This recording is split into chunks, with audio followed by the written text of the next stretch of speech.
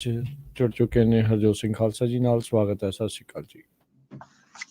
ਸਤਿ ਸ਼੍ਰੀ ਅਕਾਲ, ਧੰਨਵਾਦ ਜੀ ਆਇਆਂ ਨੂੰ। ਪੰਜਾਬੀ ਰੇਡੀਓ ਯੂਐਸਏ ਦੇ ਜਿੰਨੇ ਵੀ ਸਰੋਤੇ ਸਾਡੇ ਸਾਰੇ ਹੀ AM ਸਟੇਸ਼ਨ, FM ਸਟੇਸ਼ਨ, ਘਰਾਂ ਦੇ ਵਿੱਚ ਰੇਡੀਓ ਸੈਟਸ ਦੇ ਰਾਹੀਂ, ਟੈਲੀਫੋਨ ਦੇ ਰਾਹੀਂ, ਫੇਸਬੁੱਕ, YouTube ਤੇ ਲਾਈਵ ਦੇਖ ਰਹੇ ਹੋ, ਸੁਣ ਰਹੇ ਹੋ, ਸਾਰਿਆਂ ਨੂੰ ਜੀ ਆਇਆਂ ਨੂੰ ਤੇ ਬਹੁਤ ਹੀ ਪਿਆਰ ਤੇ ਸਤਿਕਾਰ ਭਰੀ ਸਤਿ ਸ਼੍ਰੀ ਅਕਾਲ। ਸਰੋਤਿਓ, ਅੱਜ ਨਵੰਬਰ ਦੀ 22 ਤਰੀਕ ਆ, ਦਿਨ ਮੰਗਲਵਾਰ ਆ। ਤੁਹਾਡੇ ਲਈ ਸਵੇਰ ਦਾ ਅਪਡੇਟ ਅਮਰੀਕਾ ਪ੍ਰੋਗਰਾਮ ਲੈ ਕੇ ਹਾਜ਼ਰ ਹੋਏ ਆ।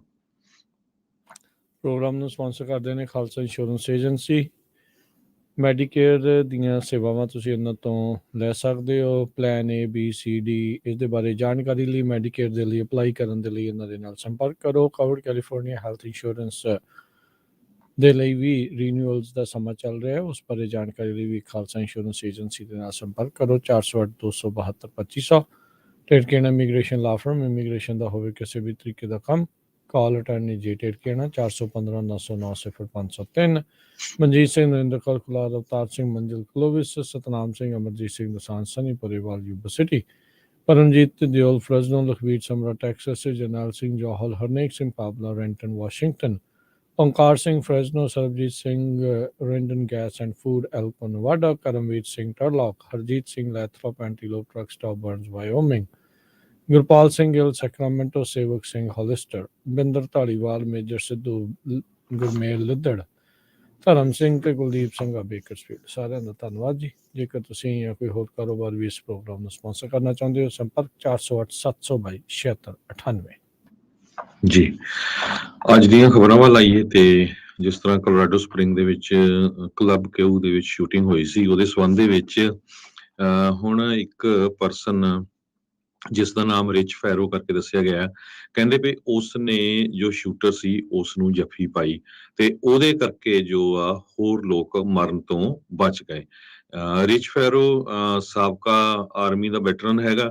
ਉਹ ਕਹਿੰਦਾ ਵੀ ਮੈਂ ਆਪਣੇ ਪਰਿਵਾਰ ਦੇ ਨਾਲ ਕਲੱਬ ਕਿਊ ਦੇ ਵਿੱਚ ਗਿਆ ਸੀ, ਜਿੱਥੇ ਕਿ ਉਹਦੀ ਡਾਟਰ ਦੇ ਫਰੈਂਡਸ ਨੇ ਪਰਫਾਰਮ ਕਰਨਾ ਸੀ।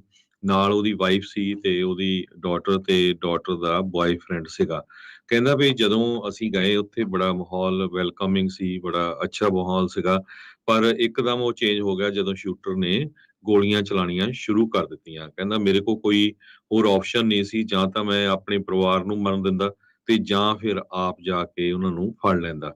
ਕਹਿੰਦਾ ਵੀ ਜਦੋਂ ਹੀ ਮੈਂ ਸੋਚਦਾ ਸੀ, ਇੱਕਦਮ ਮੈਂ ਉਹਦੇ ਉੱਪਰ ਜਾ ਕੇ ਪੈ ਗਿਆ ਤੇ ਉਸ ਨੂੰ ਹੋਰ ਲੋਕਾਂ ਨੂੰ ਮਰਨ ਤੋਂ ਬਚਾ ਲਿਆ। ਕਹਿੰਦਾ ਈਵਨ ਦੋ ਮੇਰੀ ਵਾਈਫ, ਮੇਰੀ ਡਾਟਰ ਬਚ ਗਈ, ਪਰ ਉਹਦਾ ਡਾਟਰ ਦਾ ਜੋ ਬॉयਫ੍ਰੈਂਡ ਸੀ ਉਹ ਗੋਲੀਆਂ ਦੇ ਵਿੱਚ ਮਾਰਿਆ ਗਿਆ ਹੈਗਾ। 5 ਵਿਕਟਮਸ ਦੇ ਵਿੱਚ ਇੱਕ ਰੇਮੰਡ ਗ੍ਰੀਨ ਵੈਂਸ ਨਾਮ ਦਾ ਬੰਦਾ ਸੀ, ਜੋ ਫਿਆਰੋ ਦੀ ਜੋ ਡਾਟਰ ਸੀ ਉਹਦਾ ਬॉयਫ੍ਰੈਂਡ ਸੀਗਾ। ਫਿਆਰੋ ਕਹਿੰਦਾ ਆ ਵੀ ਮੈਂ ਸਸਪੈਕਟ ਨੂੰ ਕਾਲਰ ਤੋਂ ਫੜ ਕੇ ਉਹਨੂੰ ਗਰਾਊਂਡ ਦੇ ਉੱਤੇ ਸਿੱਟ ਲਿਆ, ਤਾਂ ਕਰਕੇ ਜਿਹੜਾ ਆ ਸਾਰਾ ਕੁਝ ਇਮੀਡੀਏਟਲੀ ਰੋਕ ਸਕਿਆ।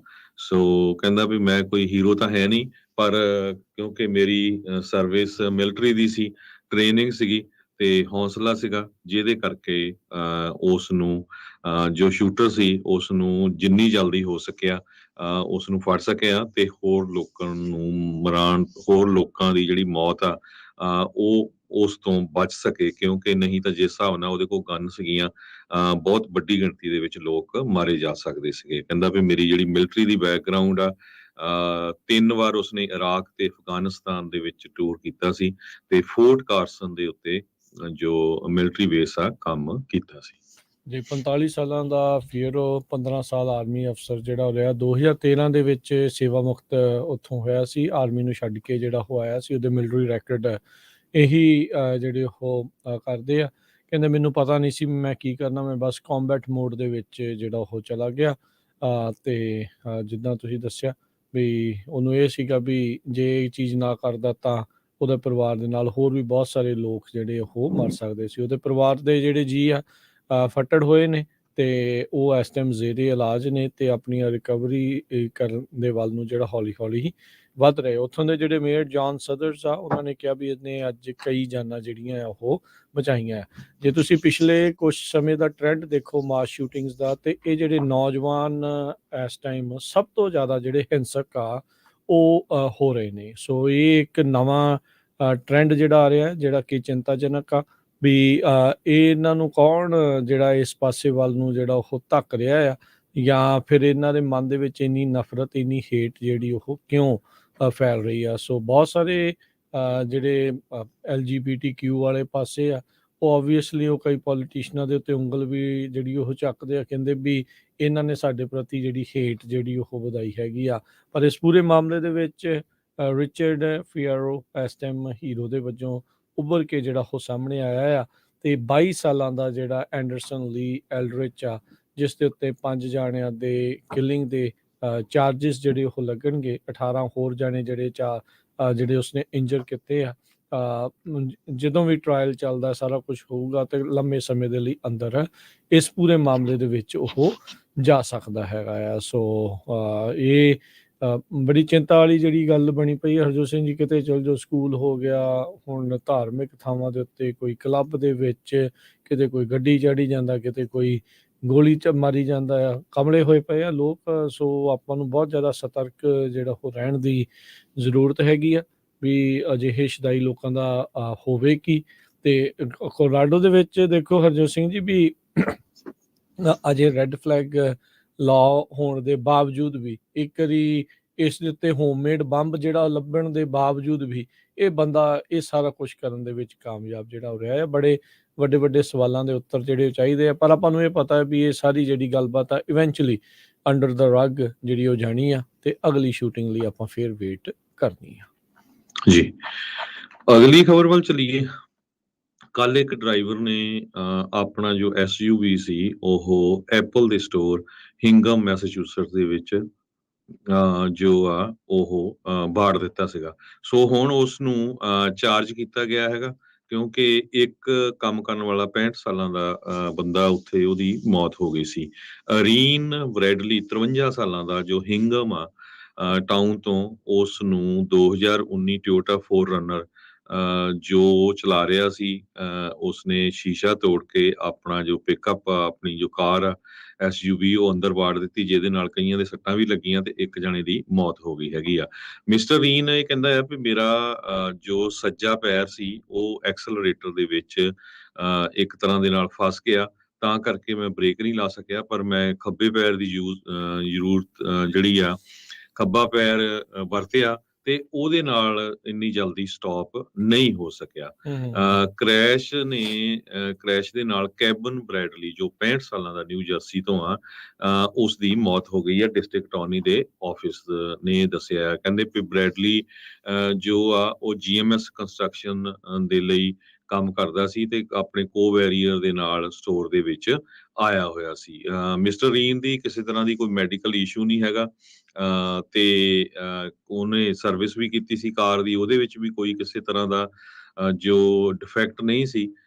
ਉਸ ਨੂੰ ਮਿਸਟਰ ਰੀਨ ਨੂੰ ਹੁਣ ਚਾਰਜ ਕੀਤਾ ਗਿਆ ਮੋਟਰ ਵਹੀਕਲ ਹੋਮੋਸਾਈਡ, ਰੈਕਲੈਸ ਆਪਰੇਸ਼ਨ ਤੇ reckless operation of A motor vehicle during arrangement, ਤੇ ਹਿੰਗਮ ਡਿਸਟ੍ਰਿਕਟ ਕੋਰਟ ਦੇ ਵਿੱਚ 1 ਲੱਖ ਦੀ ਬੇਲ ਦੇ ਉੱਤੇ ਰੱਖਿਆ ਗਿਆ ਹੈਗਾ ਆ। ਤੇ ਆਫੀਸ਼ੀਅਲ ਇਹ ਵੀ ਕਹਿੰਦੇ ਆ ਵੀ ਉਹਦਾ ਕ੍ਰਿਮੀਨਲ ਰੈਕੋਰਡ ਤਾਂ ਕੋਈ ਨਹੀਂ ਹੈਗਾ ਮੈਸਾਚੂਸਟਸ ਦੇ ਵਿੱਚ, ਪਰ ਡਰਾਈਵਿੰਗ ਹਿਸਟਰੀ ਉਹਦੀ ਸ਼ੋ ਕਰਦੀ ਆ ਵੀ ਉਸ ਨੂੰ DUI ਦੇ ਨਾਲ ਅਰੈਸਟ ਕੀਤਾ ਗਿਆ ਸੀ ਪਿਛਲੇ ਸਮੇਂ ਦੇ ਵਿੱਚ। ਜੀ ਜੀ, ਬਿਲਕੁਲ। ਸੋ ਅਗਲੀ ਜਿਹੜੀ ਹਰਜੋਤ ਸਿੰਘ ਜੀ ਗੱਲ ਕਰਦੇ ਜਾਈਏ, ਇੰਡੋਨੇਸ਼ੀਆ ਤੋਂ ਜਿਹੜੀ ਖਬਰ ਆ ਰਹੀ ਆ, ਉੱਥੇ ਆਏ ਭੁਚਾਲ ਦੇ ਕਰਕੇ ਮਰਨ ਵਾਲਿਆਂ ਦੀ ਸੰਖਿਆ ਜਿਹੜੀ ਆ ਉਹ ਵੱਧ ਕੇ 268 ਤੱਕ ਪਹੁੰਚ ਚੁੱਕੀ ਆ। ਵੈਸਟਰਨ ਜਾਵਾ ਪ੍ਰੋਵਿੰਸ ਦੇ ਵਿੱਚ ਇੰਡੋਨੇਸ਼ੀਆ 'ਚ ਆਏ 5.6 ਤੀਬਰਤਾ ਦੇ ਇਸ ਭੁਚਾਲ ਨੇ ਪੂਰੀ ਤਰ੍ਹਾਂ ਜਿਹੜੇ ਕਈ ਘਰ ਨੇ, 2000 ਤੋਂ ਵੱਧ ਘਰ ਜਿਹੜੇ ਆ ਉਹ ਨਸ਼ਟ ਕਰ ਦਿੱਤੇ ਆ। 22,000 ਇਨਫੈਕਟ ਜਿਹੜਾ ਦੱਸਿਆ ਜਾ ਰਿਹਾ ਵੀ ਡੈਮੇਜ ਹੋਏ ਨੇ, ਤੇ 58,000 ਲੋਕ ਇਸ ਟਾਈਮ ਘਰੋਂ ਬੇਘਰ ਹੋ ਚੁੱਕੇ ਨੇ, ਤੇ ਵੱਖ-ਵੱਖ ਸ਼ੈਲਟਰਸ ਦੇ ਵਿੱਚ ਉਹਨਾਂ ਨੇ ਗੁਜ਼ਰ ਬਸਰ ਜਿਹੜਾ ਉਹ ਕਰ ਰਹੇ ਆ। 1000 ਤੋਂ ਵੱਧ ਲੋਕ ਇਸ ਟਾਈਮ ਇਸ ਭੁਚਾਲ ਦੇ ਕਰਕੇ ਜ਼ਖਮੀ ਹੋਏ ਨੇ। ਕਈ ਸਕੂਲਾਂ ਦੇ ਵਿੱਚ ਵੀ ਇਸ ਨੇ ਪੂਰਾ ਹੜਕੰਪ ਜਿਹੜਾ ਮਚਾਇਆ। ਕਹਿੰਦੇ ਮਰਨ ਵਾਲਿਆਂ ਦੇ ਵਿੱਚ ਕਈ ਸਕੂਲੀ ਬੱਚੇ ਵੀ ਸ਼ਾਮਿਲ ਦੱਸੇ ਜਾਂਦੇ ਨੇ। ਸੋ ਉੱਥੋਂ ਦੇ ਜਿਹੜੇ ਇਸ time national search and rescue agency ਨੇ ਜਿਹੜਾ ਉਹ ਦੱਸਿਆ ਆ, ਕਨਫਰਮ ਕੀਤਾ ਵੀ ਬਹੁਤ ਸਾਰੇ ਜਿਹੜੇ ਯੰਗ ਨੌਜਵਾਨ ਜਿਹੜੇ ਆ ਉਹ ਇਸ ਭੁਚਾਲ ਦਾ ਸ਼ਿਕਾਰ ਬਣੇ ਨੇ। ਸੋ ਇਹ ਕਹਿੰਦੇ ਵੀ ਉਦੋਂ ਸਕੂਲ ਲੱਗਾ ਹੋਇਆ ਸੀ, ਦੁਪਹਿਰ ਦਾ ਵਕਤ ਸੀ ਤਕਰੀਬਨ 1 ਵਜੇ ਦਾ, ਜਦ ਇਹ ਭੁਚਾਲ ਆਇਆ ਤੇ ਕਈ ਸਕੂਲ ਦੀਆਂ ਬਿਲਡਿੰਗਸ ਜਿਹੜੀਆਂ ਉਹ ਡਿੱਗ ਗਈਆਂ ਤੇ ਹੁਣ ਮਲਬਾ ਜਿਹੜਾ ਉਹਨਾਂ ਦਾ ਬਣਿਆ ਤੇ ਉਹਨਾਂ ਨੂੰ ਉੱਥੋਂ ਰੈਸਕਿਊ ਕਰਨ ਦੀ ਕੋਸ਼ਿਸ਼ ਜਿਹੜੀ ਉਹ ਚੱਲ ਰਹੀ ਹੈਗੀ ਆ। ਸੋ ਬੜੀਆਂ ਦਿਲ ਦਹਿਰਾਉਣ ਵਾਲੀਆਂ ਜਿਹੜੀਆਂ ਹਰਜੋਤ ਸਿੰਘ ਜੀ ਤਸਵੀਰਾਂ ਤੇ ਖਬਰਾਂ ਇਸ ਟਾਈਮ ਆਪਾਂ ਨੂੰ ਉੱਥੋਂ ਆ ਰਹੀਆਂ ਨੇ ਤੇ ਮਰਨ ਵਾਲਿਆਂ ਦੀ ਸੰਖਿਆ ਇਸ ਟਾਈਮ ਵੱਧ ਕੇ 268 ਤੱਕ ਜਿਹੜੀ ਪਹੁੰਚ ਚੁੱਕੀ ਆ ਤੇ ਇਹ ਹੋਰ ਵੀ ਉੱਤੇ ਵਧਣ ਦੇ ਆਸਾਰ ਨੇ ਤੇ ਹਜ਼ਾਰਾਂ ਹੀ ਲੋਕ ਇਸ ਟਾਈਮ ਘਰੋਂ ਬੇਘਰ ਨੇ ਤੇ ਇਸ ਟਾਈਮ ਕਹਿੰਦੇ ਆ ਵੀ ਕਾਫੀ ਵੱਡੀ ਮਦਦ ਦੀ ਤੇ ਮੁੜ ਜਿਹੜੇ ਉਸਾਰੀ ਦੀ ਉੱਥੇ ਜ਼ਰੂਰਤ ਰਹੇਗੀ।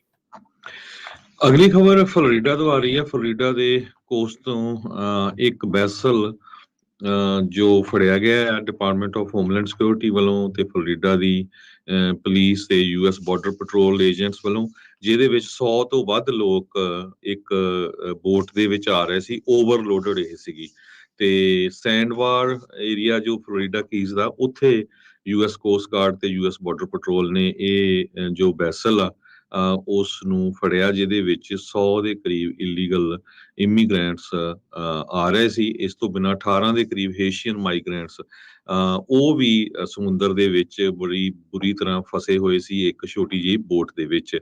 ਤੇ ਕਹਿੰਦੇ ਵੀ ਕਿੰਨੇ ਕੁ ਮਾਈਗ੍ਰੈਂਟ ਇਸ ਵੈਸਲ ਦੇ ਵਿੱਚ ਸੀ, ਕਿੰਨੇ ਕੁ ਰੈਸਕਿਊ ਕੀਤੇ ਗਏ, ਕੀ ਕੰਡੀਸ਼ਨ ਹੈਗੀ, ਕਿਹੜੀ ਉਹਨਾਂ ਦੀ ਜਿਹੜੀ ਨੈਸ਼ਨੈਲਿਟੀ ਆ, ਇਹ ਹਜੇ ਤੱਕ ਕੋਸਟ ਗਾਰਡ ਵੱਲੋਂ ਨਹੀਂ ਦੱਸਿਆ ਗਿਆ ਹੈਗਾ।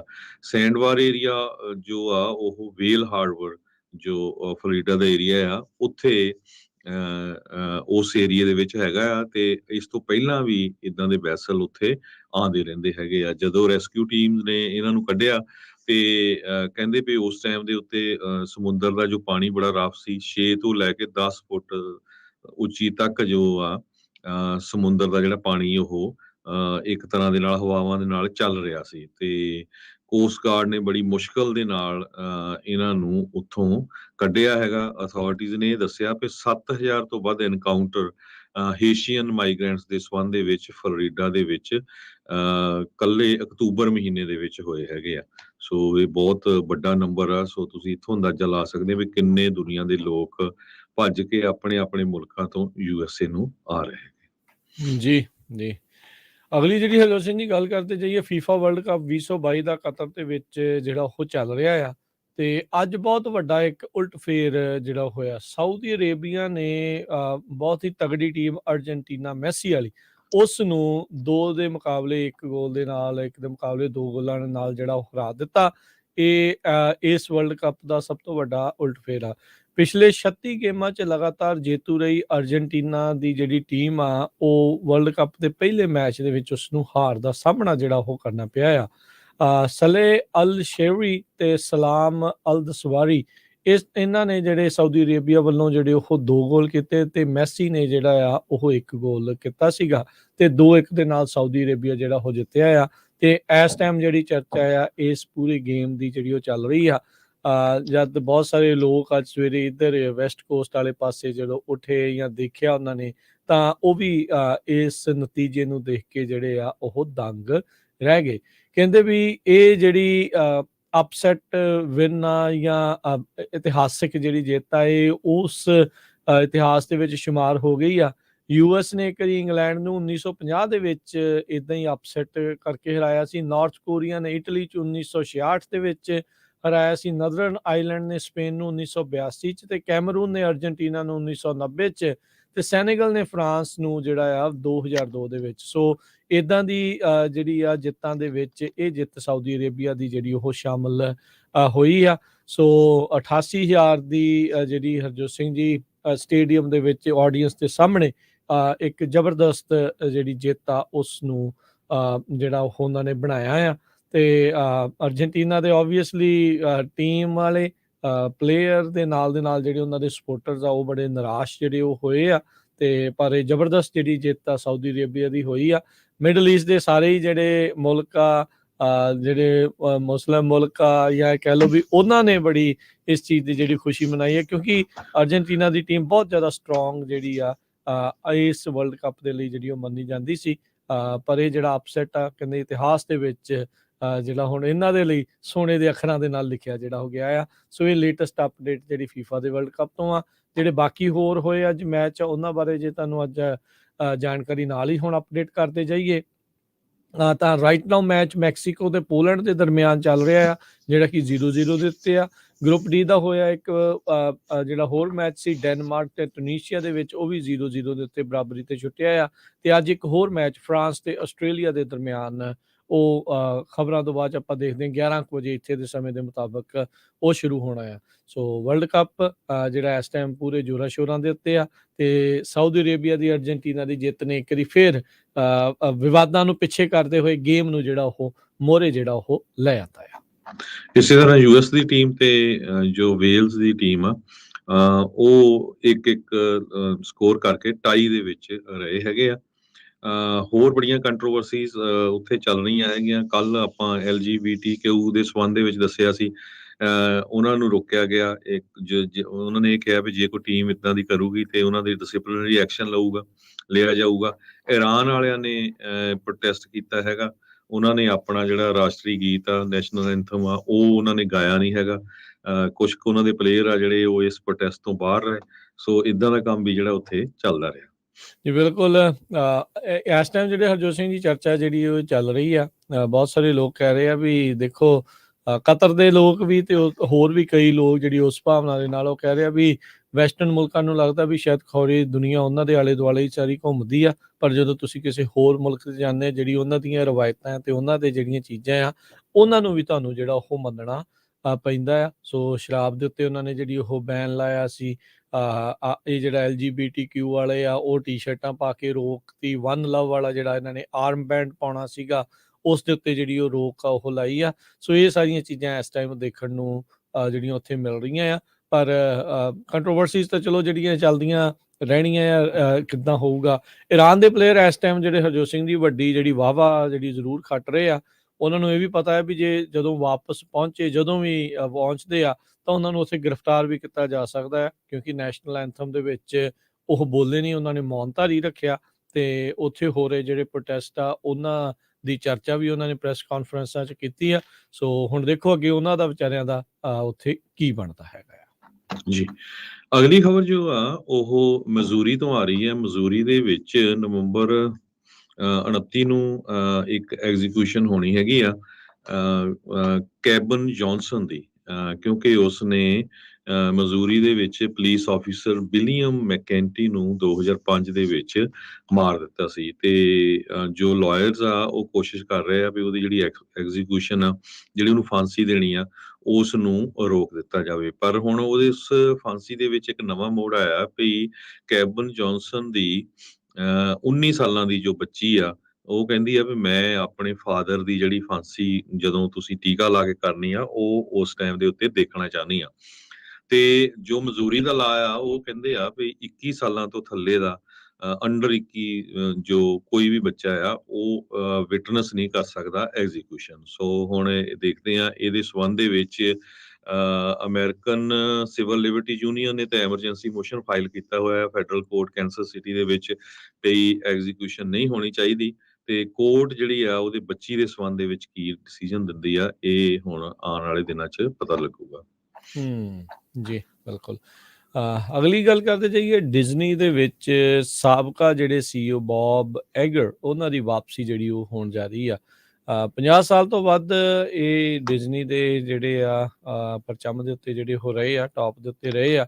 ਤੇ ਇਹਨਾਂ ਨੇ ਰੀਸੈਂਟਲੀ ਸੰਨਿਆਸ ਜਿਹੜਾ ਲਿਆ ਸੀਗਾ, ਉਹਨਾਂ ਦੀ ਥਾਂ ਦੇ ਉੱਤੇ ਇੱਕ ਹੋਰ ਬੌਬ ਨਾਮ ਦੇ ਜਿਹੜੇ ਬੰਦੇ ਆ ਉਸਨੂੰ CEO ਦੇ ਵਜੋਂ ਕੀਤਾ ਸੀਗਾ। ਪਰ ਵੀਕਐਂਡ ਦੇ ਉੱਤੇ ਅਚਨਚੇਤੇ ਡਿਜ਼ਨੀ ਦੇ ਵਿੱਚ ਜਿਹੜੀ ਇਹ ਹਿਲਜੁਲ ਹੋਈ ਤੇ ਬੌਬ ਐਗਰ ਨੂੰ ਮੁੜ ਦੁਬਾਰਾ CEO ਦੇ ਵਜੋਂ ਜਿਹੜਾ ਆ ਉਹ ਐਲਾਨਿਆ ਗਿਆ ਆ। ਸੋ 20 ਨਵੰਬਰ ਤੋਂ ਇਹਨਾਂ ਦੀ ਜਿਹੜੀ ਟੈਨਿਓਰ ਕਹਿੰਦੇ ਉਹ ਸ਼ੁਰੂ ਹੋਈ ਆ। ਇਹ ਸਾਰਾ ਸੁਣ ਕੇ ਡਿਜ਼ਨੀ ਦੇ ਜਿਹੜੇ ਇਨਵੈਸਟਰ ਸੀ ਉਹਨਾਂ ਦੇ ਵਿੱਚ ਭਰੋਸਾ ਜਿਹੜਾ ਉਹ ਜਗਿਆ ਤੇ ਡਿਜ਼ਨੀ ਦੇ ਸ਼ੇਅਰ ਜਿਹੜੇ ਆ ਡੈਫੀਨੇਟਲੀ ਉੱਤੇ ਨੂੰ ਜਿਹੜੇ ਆ ਉਹ ਗਏ ਹੈਗੇ ਆ। ਸੋ ਰੀਆਰਗਨਾਈਜ਼ ਜਿਹੜੇ ਆ ਕਰ ਰਹੇ ਆ। ਸੋ ਸੰਨਿਆਸ ਲੈ ਕੇ ਫਿਰ ਮੁੜ ਦੁਬਾਰਾ ਰਿਟਾਇਰਮੈਂਟ ਚੋਂ ਜਿਹੜੇ ਉਹ ਵਾਪਸ ਇਹ ਆਏ ਨੇ। ਸੋ ਇਹ ਜਿਹੜੀ ਚੀਜ਼ ਹਰਜੋਤ ਸਿੰਘ ਦੀ ਦੇਖੀ ਗਈ ਆ। 1 ਮਿਲੀਅਨ ਦੀ ਬੇਸ ਸੈਲਰੀ ਇਹਨਾਂ ਦੀ ਇਹ ਜਿਹੜੀ ਹੋਵੇਗੀ ਤੇ ਕੁੱਲ ਇਨਸੈਂਟਿਵ ਅਵਾਰਡਸ ਸਾਰਾ ਕੁਝ ਮਿਲਾ ਕੇ 25 ਮਿਲੀਅਨ ਦਾ, ਤੇ ਕੁੱਲ ਕਹਿੰਦੇ ਆ ਵੀ ਇਹ ਤਕਰੀਬਨ 27 ਮਿਲੀਅਨ ਜਿਹੜੀ ਆ ਸਾਲਾਨਾ ਇਨਕਮ ਜਿਹੜੀ ਆ ਬੌਬ ਇਗਰ ਦੀ ਜਿਹੜੀ ਇਸ ਦੁਬਾਰਾ ਬਣਾਏ ਗਏ CEO ਤੋਂ ਬਾਅਦ ਦੇ ਵਿੱਚ ਹੋਊਗੀ। ਹਾਲ ਦੀ ਘੜੀ ਇਹਨਾਂ ਦੀ ਟਰਮ 31 ਦਸੰਬਰ 2024 ਤੱਕ ਐਲਾਨੀ ਗਈ ਆ। ਜੀ ਸੋ ਬਿਲਕੁਲ ਆਪਾਂ ਇੱਕ ਲੈਣੇ ਬ੍ਰੇਕ ਤੋਂ ਬਾਅਦ ਬਹੁਤ ਸਾਰੀਆਂ ਜੋ ਇਕਨੋਮੀ ਦੇ ਨਾਲ ਲੈ ਕੇ ਖਬਰਾਂ ਆ ਉਹ ਆਪਾਂ ਤੁਹਾਡੇ ਨਾਲ ਸਾਂਝੀਆਂ ਕਰਾਂਗੇ। ਸਟਾਕ ਮਾਰਕੀਟ ਨੂੰ ਲੈ ਕੇ, ਰੀਅਲ ਸਟੇਟ ਨੂੰ ਲੈ ਕੇ, ਪੂਰੀ ਦੁਨੀਆ ਦੇ ਵਿੱਚ ਕਿਸ ਤਰ੍ਹਾਂ ਰਿਸੈਸ਼ਨ ਆ ਰਿਹਾ, ਉਹਦਾ ਕੀ ਅਸਰ ਹੋ ਰਿਹਾ, ਤੇ ਉਹ ਬ੍ਰੇਕ ਤੋਂ ਬਾਅਦ ਆਪਾਂ ਤੁਹਾਡੇ ਨਾਲ ਸਾਂਝਾ ਕਰਦੇ ਹਾਂ।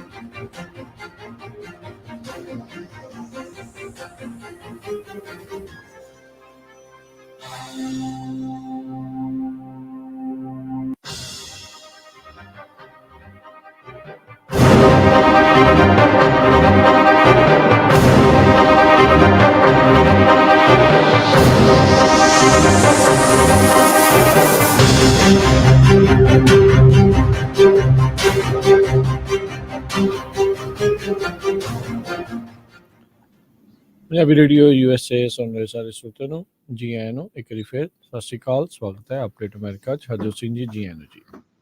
ਸਤਿ ਸ਼੍ਰੀ ਅਕਾਲ, ਧੰਨਵਾਦ, ਜੀ ਆਇਆਂ ਨੂੰ। ਅਗਲੀਆਂ ਕੁਝ ਕੁ ਇਕੋਨਮੀ ਦੇ ਨਾਲ ਰਿਲੇਟਡ ਜੇ ਗੱਲਾਂ ਬਾਤਾਂ ਕਰੀਏ। ਕਹਿੰਦੇ ਵੀ ਅੱਜ ਦਾ ਦਿਨ ਜਿਹੜਾ ਮੰਗਲਵਾਰ ਦਾ ਦਿਨ ਆ, ਏਅਰ ਜੋ ਟਰੈਵਲ ਆ ਉਹਦੇ ਵਿੱਚ ਸਭ ਤੋਂ ਬਿਜ਼ੀ ਦਿਨ ਹੈਗਾ। 48,000 ਸਕੈਜੂਲਡ ਫਲਾਈਟਸ ਹੈਗੀਆਂ USA ਦੇ ਵਿੱਚ, ਕਿਉਂਕਿ ਥੈਂਕਸ ਗਿਵਿੰਗ ਦੀਆਂ ਛੁੱਟੀਆਂ ਆ ਤੇ ਉਹਦੇ ਕਰਕੇ ਲੋਕ 3 ਸਾਲਾਂ ਬਾਅਦ ਕਰੋਨਾ ਵਾਇਰਸ ਤੋਂ ਬਾਅਦ ਇੰਨੀ ਵੱਡੀ ਗਿਣਤੀ ਦੇ ਵਿੱਚ ਟਰੈਵਲ ਕਰਨ ਜਾ ਰਹੇ ਹੈਗੇ ਆ ਤੇ ਏਅਰਲਾਈਨ ਨੇ ਟਿਕਟਾਂ ਵੀ ਕਾਫੀ ਜੋ ਆ ਉਹ ਮਹਿੰਗੀਆਂ ਕੀਤੀਆਂ ਹੋਈਆਂ ਹੈਗੀਆਂ।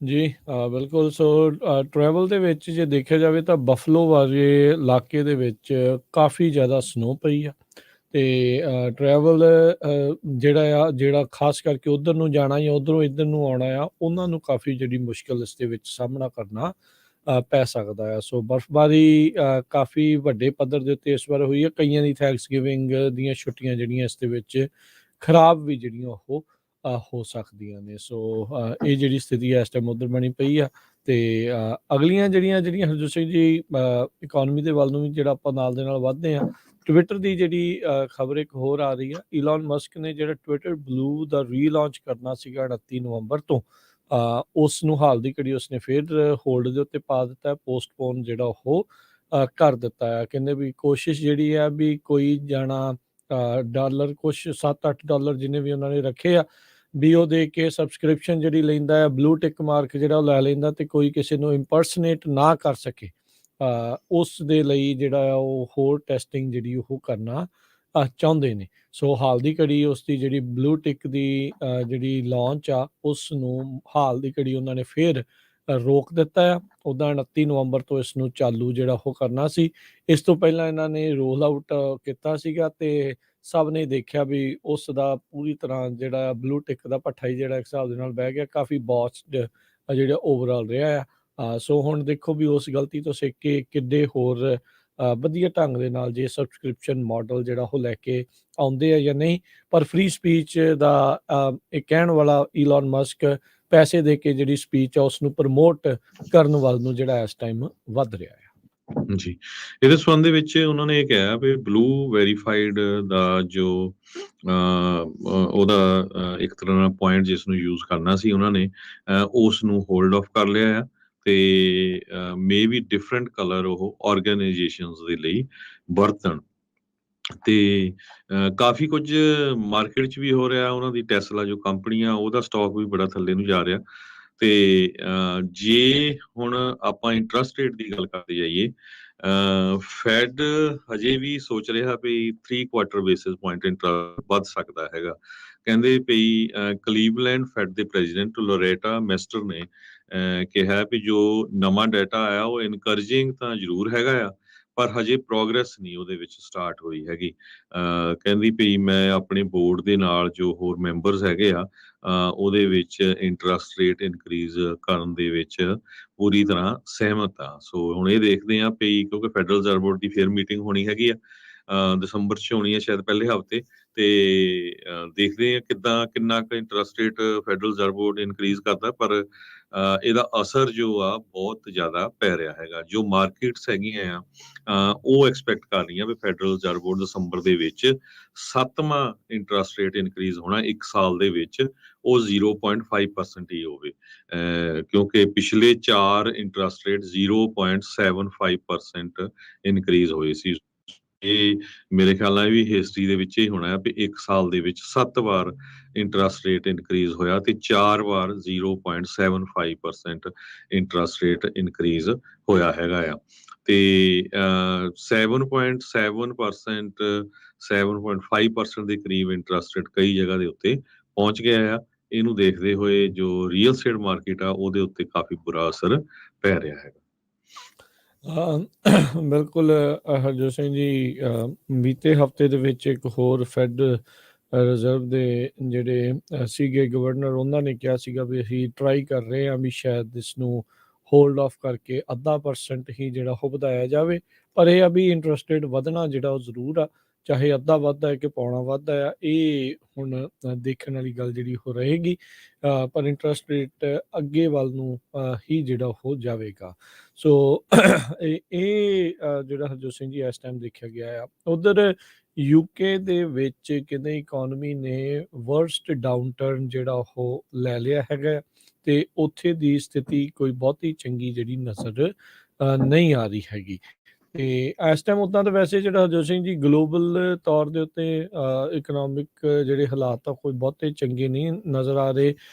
ਜਿਹੜੇ ਨੇੜਲਾ ਤੇ ਦੂਰਲਾ ਭਵਿੱਖ ਆ ਉਹ ਕਾਫੀ ਧੁੰਦਲਾ ਜਿਹੜਾ ਉਹ ਨਜ਼ਰ ਆ ਰਿਹਾ ਹੈਗਾ ਆ। ਕਹਿੰਦੇ ਵੀ ਯੂਕੇ ਕੰਟਰੈਕਟ ਕਰੂਗਾ G7 ਗਰੁੱਪ ਦੇ ਨਾਲ ਨੈਕਸਟ ਈਅਰ, ਤੇ ਜਿਹੜੀ ਗਰੋਥ ਆ ਉਹ ਇਸ ਟਾਈਮ ਇਹੀ ਮੰਨਿਆ ਜਾ ਰਿਹਾ ਵੀ US ਦੇ ਨਾਲ ਨਾਲ ਯੂਰਪ ਦੇ ਵਿੱਚ ਵੀ ਉਹ ਕਮਜ਼ੋਰ ਰਹੂਗੀ।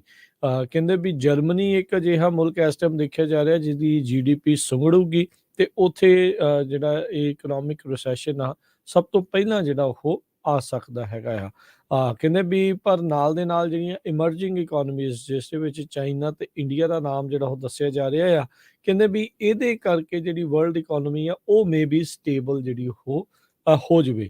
ਸੋ ਕਹਿੰਦੇ ਵੀ ਜੇ ਵਰਲਡ ਨੇ ਰਿਸੈਸ਼ਨ ਅਵੋਇਡ ਕਰਨਾ ਆ ਤਾਂ ਉਹਨਾਂ ਨੂੰ ਭਾਰਤ ਨੂੰ ਤੇ ਚਾਈਨਾ ਨੂੰ ਥੈਂਕ ਯੂ ਜਿਹੜਾ ਇਸ ਚੀਜ਼ ਦੇ ਵਿੱਚ ਕਰਨਾ ਪਊਗਾ। ਪਰ ਨਾਲ ਦੇ ਨਾਲ ਖਬਰਾਂ ਚਾਈਨਾ ਤੋਂ ਜਿਹੜੀਆਂ ਹਰਜੋਤ ਸਿੰਘ ਜੀ ਇਹ ਵੀ ਆ ਰਹੀਆਂ ਵੀ ਉਹਨਾਂ ਦੀ ਇਕੋਨਮੀ ਦੇ ਵਿੱਚ ਵੱਡੀ ਜਿਹੜੀ ਰੋਕ ਆ, ਡਿਸਟਰਪਸ਼ਨ ਆ, ਉਹ ਅਗਲੇ ਸਾਲ ਜਿਹੜੀ ਉਹ ਆ ਰਹੀ ਆ, ਕਿਉਂਕਿ ਉੱਥੇ ਕੋਵਿਡ ਦੇ ਕੇਸਿਸ ਫਿਰ ਦੁਬਾਰਾ ਵਧਣੇ ਸ਼ੁਰੂ ਹੋਏ ਆ। ਤੇ ਜਦੋਂ ਕੋਵਿਡ ਦੇ ਕੇਸਿਸ ਉੱਥੇ ਕਿਤੇ ਵੱਧਦੇ ਆ ਤੇ ਪੂਰੇ ਦੇ ਪੂਰੇ ਸ਼ਹਿਰ ਨੂੰ, ਪ੍ਰੋਵਿੰਸ ਨੂੰ ਹੀ ਜਿਹੜਾ ਇੱਕ ਹਿਸਾਬ ਦੇ ਨਾਲ ਉਹ ਲਾਕਡਾਊਨ ਦੇ ਉੱਤੇ ਲਾ ਦਿੰਦੇ ਆ। ਕੋਵਿਡ ਜ਼ੀਰੋ ਪਾਲਿਸੀ ਦੇ ਕਰਕੇ ਚਾਈਨਾ ਵਿੱਚ ਬਹੁਤ ਸਾਰਾ ਕੰਮ ਠੱਪ ਵੀ ਹੋਇਆ। ਲੋਕ ਵੀ ਹੁਣ ਉਸ ਪਾਲਿਸੀ ਤੋਂ ਕਾਫੀ ਜ਼ਿਆਦਾ ਪਰੇਸ਼ਾਨ ਨਜ਼ਰ ਆ ਰਹੇ ਹੈਗੇ ਆ। ਸੋ ਓਵਰਆਲ ਗਲੋਬਲ ਇਕੋਨਮੀ ਦੇ ਜਿਹੜਾ ਭਵਿੱਖ ਆ ਉਹ ਬਲੀਕ ਆ, ਪਰ ਇੰਨਾ ਵੀ ਨਹੀਂ ਵੀ ਪੂਰੀ ਹਾਹਾਕਾਰ ਜਿਹੜੀ ਉਹ ਮਚੇ। ਪਰ ਇਹ ਆ ਵੀ ਹਾਂ ਇਵੈਂਚੁਅਲੀ ਇਹ ਸਾਰੀਆਂ ਚੀਜ਼ਾਂ ਆਪਾਂ ਨੂੰ ਉਹੀ ਚੀਜ਼ ਵੱਲ ਨੂੰ ਦੁਬਾਰਾ ਦੱਸਦੀਆਂ ਨੇ ਵੀ ਅਜਿਹੇ ਮੌਕਿਆਂ ਦੇ ਉੱਤੇ ਜਿਹੜੇ ਖਰਚੇ ਆ ਉਹ ਆਪਾਂ ਨੂੰ ਜ਼ਰੂਰ ਘਟਾਉਣੇ ਚਾਹੀਦੇ ਨੇ।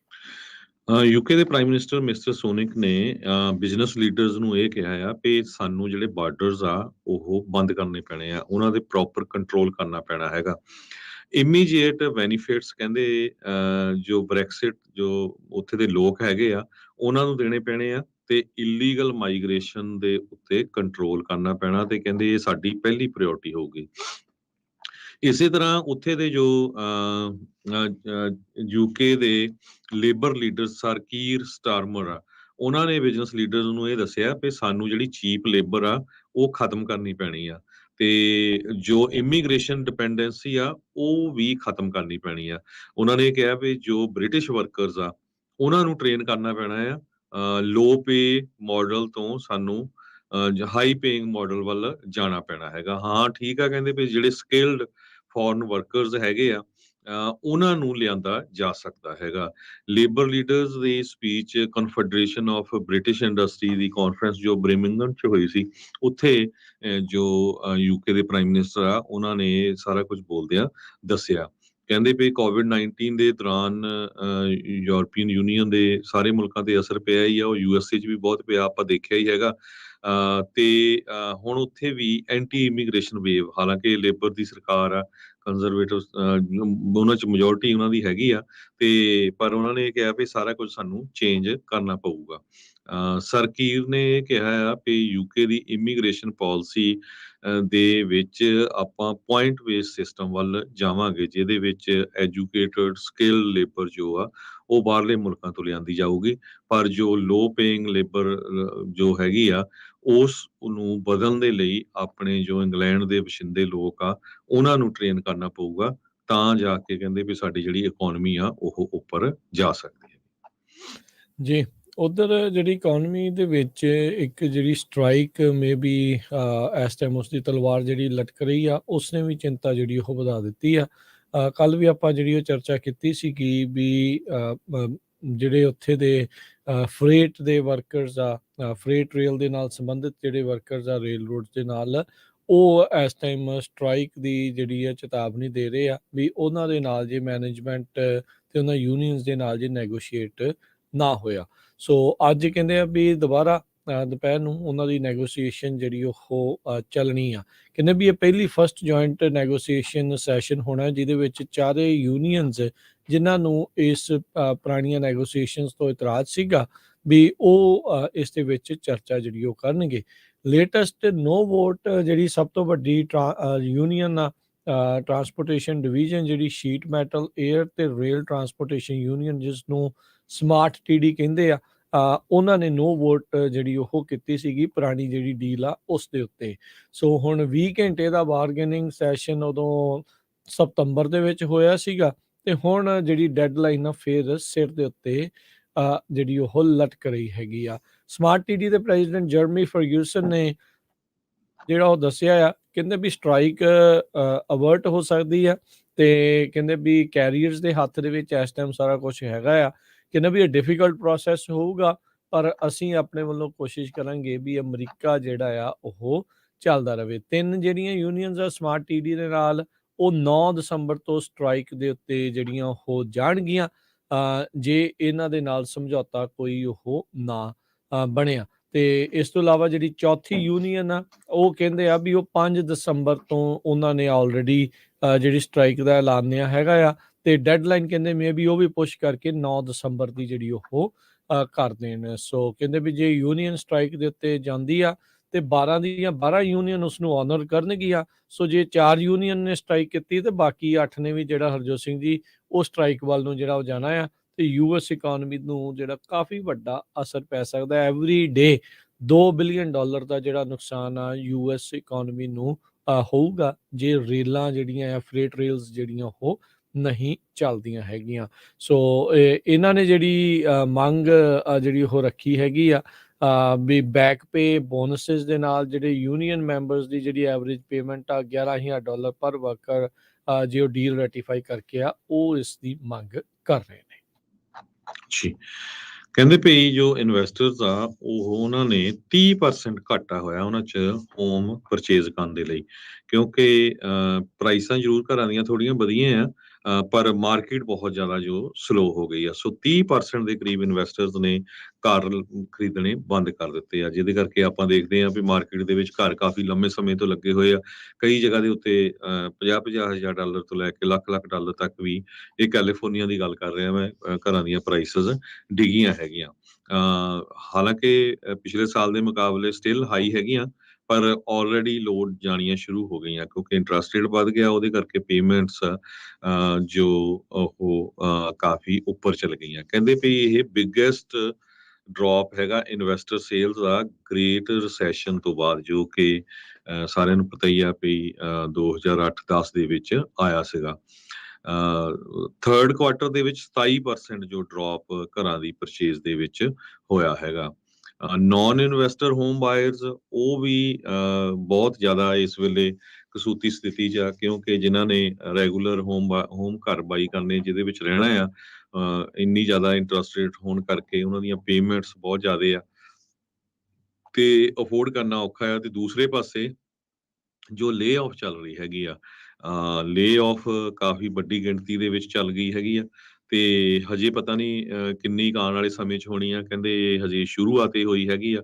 ਬੜੀਆਂ ਕੰਪਨੀਆਂ ਜਿਨ੍ਹਾਂ ਨੇ ਐਮਾਜ਼ੋਨ ਵਰਗਿਆਂ ਨੇ ਕਦੇ ਲੇ ਆਫ ਨਹੀਂ ਕੀਤੇ ਸੀ ਉਹਨਾਂ ਨੇ ਪਹਿਲੀ ਵਾਰੀ ਜੋ ਲੇ ਆਫ ਕਰਨੇ ਸ਼ੁਰੂ ਕੀਤੇ ਆ ਬੰਦੇ ਹਜ਼ਾਰਾਂ ਦੀ ਗਿਣਤੀ ਦੇ ਵਿੱਚ। ਜੇ ਮਾਰਕੀਟਸ ਦੀ ਗੱਲ ਕਰਦੇ ਜਾਈਏ ਜਿੱਥੇ ਇਨਵੈਸਟਰ ਕਿਉਂਕਿ ਬਹੁਤਾ ਕੀ ਆ ਵੀ ਘਰਾਂ ਦੀਆਂ ਪ੍ਰਾਈਸਾਂ ਨੂੰ ਉੱਪਰ ਚੜ੍ਹਨ ਦਾ ਕਾਰਨ ਇਨਵੈਸਟਰ ਵੀ ਸੀ ਜੋ ਇਨਵੈਸਟਮੈਂਟ ਪ੍ਰੋਪਰਟੀਜ਼ ਬਾਈ ਕਰਦੇ ਸੀ। ਸੋ ਜਿਹੜੇ ਏਰੀਏਜ਼ ਜੇ ਦੱਸਦੇ ਜਾਈਏ Phoenix Arizona Portland Oregon Sacramento California Atlanta Georgia ਇਹ ਸਾਰੇ ਏਰੀਏ ਦੇ ਵਿੱਚ ਇਨਵੈਸਟਰਸ ਹੁਣ ਆਲਮੋਸਟ ਕਹਿੰਦੇ ਚੁੱਪ ਕਰਕੇ ਘਰਾਂ ਦੇ ਵਿੱਚ ਬਹਿ ਗਏ ਆ ਕਿਉਂਕਿ ਉਹਨਾਂ ਨੂੰ ਲੱਗਦਾ ਕਿ ਘਰ ਲੈ ਕੇ ਹੁਣ ਗਾਹਾਂ ਵੇਚਣੇ ਜੋ ਆ ਉਹ ਕਾਫੀ ਹਾਰਡ ਹੋਣਗੇ ਕਿਉਂਕਿ ਪ੍ਰਾਈਸਿਸ ਆਲਰੇਡੀ ਡਾਊਨ ਜਾ ਰਹੀਆਂ ਹੈਗੀਆਂ। ਜੀ ਪ੍ਰਾਈਸਿਸ ਦੀ ਜੇ ਆਪਾਂ ਹਰਜੋਤ ਸਿੰਘ ਦੀ ਗੱਲ ਕਰਦੇ ਜਾਈਏ ਕਹਿੰਦੇ ਵੀ ਇੱਕ ਵੈਟਰਨਰੀ ਡਾਕਟਰ ਤੋਂ ਲੈ ਕੇ ਇੱਕ ਨਾਈ ਤੱਕ ਸਾਰੇ ਜਾਣੇ ਆ ਜਿਹੜੇ ਹੁਣ ਉਹਨਾਂ ਨੂੰ ਵੀ ਪ੍ਰਾਈਸਾਂ ਜਿਹੜੀਆਂ ਵਧਾਉਣੀਆਂ ਪੈ ਰਹੀਆਂ ਇਨਫਲੇਸ਼ਨ ਦੇ ਹਿਸਾਬ ਦੇ ਨਾਲ।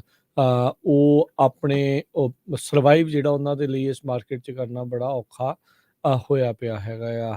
ਡਰਾਈ ਕਲੀਨਰਸ ਹੋ ਗਏ ਡਾਕਟਰ ਹੋ ਗਏ ਕੋਈ ਵੀ ਆ ਹਰ ਇੱਕ ਨੂੰ ਜਿਹੜਾ ਪ੍ਰਾਈਸ ਆ ਉਹ ਉੱਤੇ ਕਰਨਾ ਪੈ ਰਿਹਾ। ਮੈਡੀਕਲ ਸਪਲਾਈਜ਼ ਦੀ ਪ੍ਰਾਈਸ ਕਹਿੰਦੇ 25 ਤੋਂ 30% ਅਕਰੋਸ ਦਾ ਬੋਰਡ ਉਹ ਇਨਕਰੀਜ਼ ਜਿਹੜੀ ਉਹ ਹੋ ਚੁੱਕੀ ਆ। ਸੋ ਆਟੋਮੈਟਿਕਲੀ ਜਿਹੜੀ ਪ੍ਰਾਈਵੇਟ ਪ੍ਰੈਕਟਿਸ ਦੇ ਵਿੱਚ ਆ ਉਹਨਾਂ ਨੂੰ ਉਹ ਪ੍ਰਾਈਸ ਆਪਣੇ ਜਿਹੜੇ ਕਸਟਮਰ ਆ ਕੰਜ਼ਿਊਮਰ ਆ ਉਹਨਾਂ ਦੇ ਉੱਤੇ ਹੀ ਪਾਉਣੀ ਜਿਹੜੀ ਉਹ ਪੈਂਦੀ ਆ। ਡਰਾਈ ਕਲੀਨਰ ਵਾਲੇ ਜਿਹੜੇ ਉਹ ਹਰਜੋਤ ਸਿੰਘ ਜੀ ਦੱਸਦੇ ਆ ਵੀ ਕਿਸੇ ਟਾਈਮ ਦੇ ਉੱਤੇ $5.5 ਨੂੰ ਪੈਂਟ ਜਿਹੜੀ ਆ ਡਰਾਈ ਕਲੀਨ ਕਰਦੇ ਸੀ ਤੇ ਹੁਣ 6.25 ਦੇ ਉੱਤੇ ਜਿਹੜੀ ਉਹ ਪਹੁੰਚ ਚੁੱਕੀ। ਇਹਨਾਂ ਨੂੰ ਵੀ ਜਿਹੜਾ ਆ 3/4 ਜਿਹੜਾ ਉਹ ਪ੍ਰਾਈਸ ਆ ਉਹ ਵਧਾਉਣਾ ਪਿਆ ਹੈਗਾ। ਕਹਿੰਦੇ ਸਿਗਨੀਫੀਕੈਂਟ ਹੁੰਦਾ ਆ, ਇੱਕ ਪੈਂਟ ਦੇ ਉੱਤੇ ਵੇਖਣ ਨੂੰ ਤਾਂ ਘੱਟ ਲੱਗਦਾ ਪਰ ਕਿਹੜਾ ਕਿਸੇ ਨੇ ਇੱਕ ਪੈਂਟ ਹਮੇਸ਼ਾ ਡਰਾਈ ਕਲੀਨ ਕਰਾਉਣੀ ਹੁੰਦੀ। ਇਸੇ ਤਰੀਕੇ ਦੇ ਨਾਲ ਜਿਹੜੇ ਬਾਰਬਰਸ ਆ ਨਾਈ ਆ ਉਹਨਾਂ ਨੇ ਵੀ ਪ੍ਰਾਈਸ ਜਿਹੜੇ ਉਹ ਵਧਾਏ। ਕਹਿੰਦੇ ਹਰ ਇੱਕ ਚੀਜ਼ ਦਾ ਜਿਹੜਾ ਪ੍ਰਾਈਸ ਆ ਉਹ ਇਸ ਟਾਈਮ ਵੱਧਦਾ ਜਿਹੜਾ ਉਹ ਜਾ ਰਿਹਾ ਹੈਗਾ। ਆਲਦੋ ਆਪਾਂ ਦੇਖ ਰਹੇ ਹਾਂ ਵੀ ਪਿਛਲੇ ਹੁਣ ਕੁਛ ਵੀਕਸ ਦੇ ਵਿੱਚ ਗੈਸ ਦੀਆਂ ਪ੍ਰਾਈਸਾਂ ਥੋੜ੍ਹੀਆਂ ਘਟੀਆਂ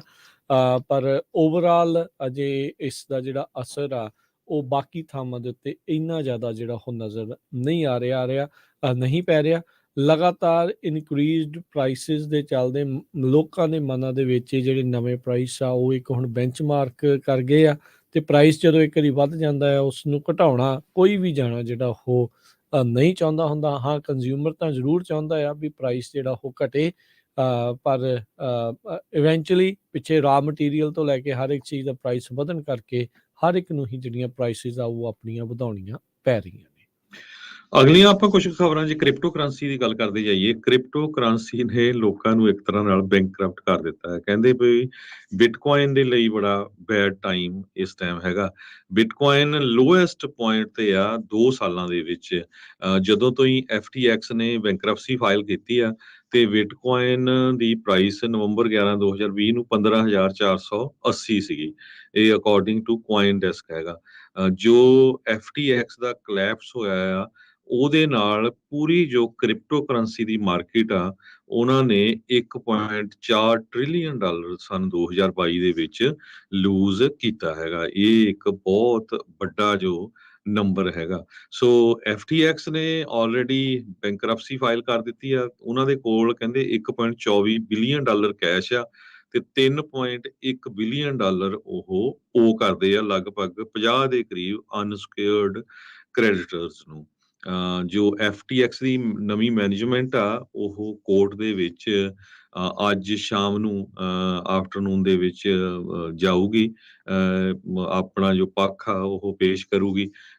ਐਡਗਰ ਮੋਸਲੇ ਮੈਨੇਜਿੰਗ ਡਾਇਰੈਕਟਰ ਹੈਗੇ ਐਲਵਰਾਸ ਦੇ ਮਾਰਸ਼ਲ ਨਾਰਥ ਅਮਰੀਕਾ ਦੇ ਤੇ ਉਹਨਾਂ ਨੇ ਇਹ ਕਿਹਾ ਆ ਵੀ ਹਾਲਾਂਕਿ ਕਾਫੀ ਕੈਸ਼ ਬੈਲੈਂਸ ਇਹਨਾਂ ਦੇ ਕੋਲ ਹੈਗਾ ਪਰ ਡੈਬਟ ਵੀ ਬਹੁਤ ਵੱਡੀ ਆ। ਸੋ ਦੇਖੋ ਕੋਰਟ ਕਿਸ ਤਰ੍ਹਾਂ ਇਹਦੇ ਉੱਤੇ ਡਿਸਾਈਡ ਕਰਦੀ ਆ।